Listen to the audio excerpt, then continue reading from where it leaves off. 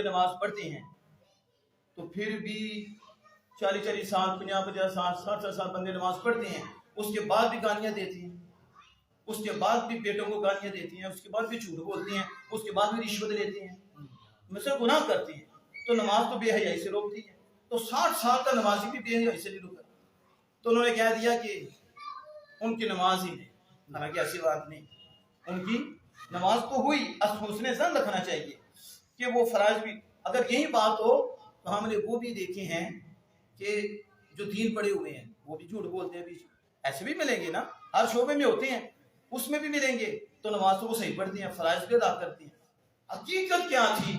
فرائض بھی ادا کرے، اس کے واجبات بھی ادا کرے، اس کی حرام چیزوں سے بھی بچے، اس طرح نماز پڑھے، لیکن دل اللہ کی طرف نہ ہو، دل کسی اور طرف لگاؤ، غفلت میں ساری شرائط ادا کرنے کے بعد بھی غفلت میں جو نماز پڑھی جاتی ہے، ہم نے پڑھا ہے وہ نماز وبال جان بن جاتی ہے، وہ نماز پڑھ کے بے حیا ہو جاتا ہے۔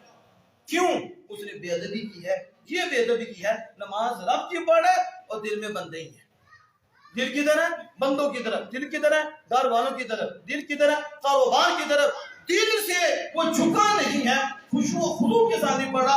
کہا جو نماز غفلت میں پڑھی جاتی ہے نور نہیں ملتا، چاہے فرائض بھی ادا کر لے، شرائط بھی ادا کر لے، اسے نور نہیں ملتا۔ اس لیے 50 سال نماز پڑھ کے بھی وہ نماز جو بے حیائی سے روکتی تھی، اور اللہ کا فرمان ہے وہ حق ہے کہ نماز بے حیائی سے روکتی ہے، جنہیں نہیں روکتی وہ دل سے نہیں پڑھ رہے، غفلت سے پڑھ رہے ہیں، اور جو غفلت سے نہیں پڑھتے دل سے ہو کے پڑھتے ہیں، چند ہی دن پڑھتے ہیں، اللہ کے بندے بن جاتے ہیں۔